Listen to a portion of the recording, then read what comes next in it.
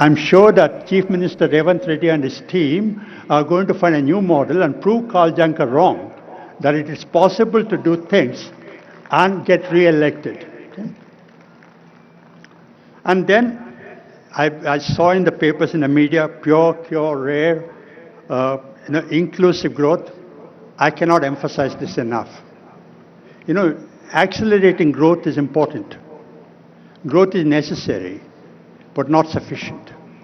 8%, 9% growth, if it's just a number, if the benefits of growth are not widely shared, that growth cannot be sustained. So you must have inclusive growth, which means that the benefits of growth must go to the poorest person in Telangana, to the most farthest point in Telangana. I'm sure the vision document is going to concentrate on that. And skills, of course, it will be presumptuous on my part to talk about skills when Mr. Anand Mahindra is here, but skilling is very important. Skilling is a difficult thing to do because it will not be done by the private sector. The government will not do it, is incapable of doing it. So you need public-private partnership, which we're seeing on the stage. Mr. Mahindra sitting next to the Chief Minister, that's exactly the partnership we require for skilling. And, I want to tell a story. When I was appointed governor in 2008, 17 years ago, I was Finance Secretary to Government of India at that time.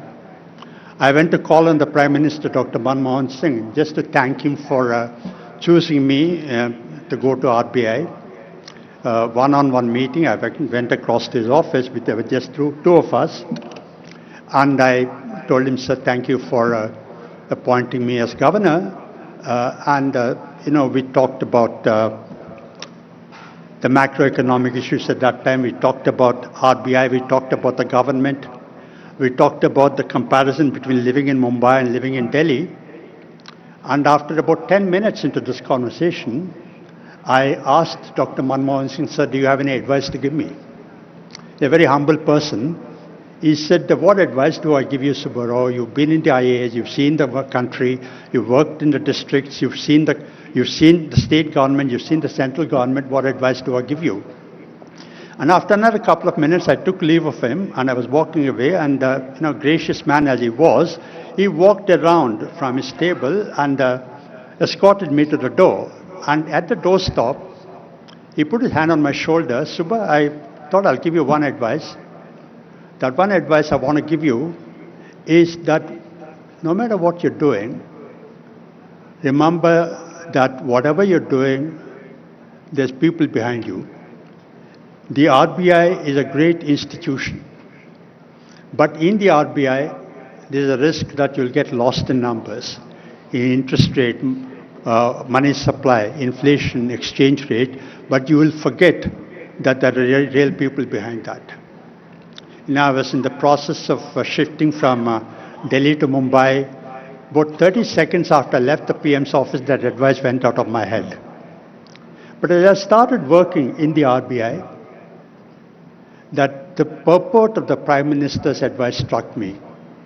Because the primary responsibility of the Reserve Bank is to maintain price stability, low and steady inflation. Inflation is a regressive tax. Growing up in a low middle class family, I saw my parents struggle to put all of us through, and all of you saw this. So what the Prime Minister was telling me really is that whatever you're doing, remember the last people, because inflation hurts poor people more than it hurts well-off people. This shirt, if it cost 2,000 rupees last month, and if I go to buy this today, it costs 2,200 rupees, I wouldn't even notice it. But poor people, if the bus ticket goes up from 22 to 24 rupees, if the price of rice goes from 40 to 44 rupees, they notice that. So one thing as we implement the Telangana Rising document is to remember the people of Telangana. The last thing, I've spoken for longer than my time, but Chief Minister, sir, you said yesterday and you said today that Telangana is unstoppable.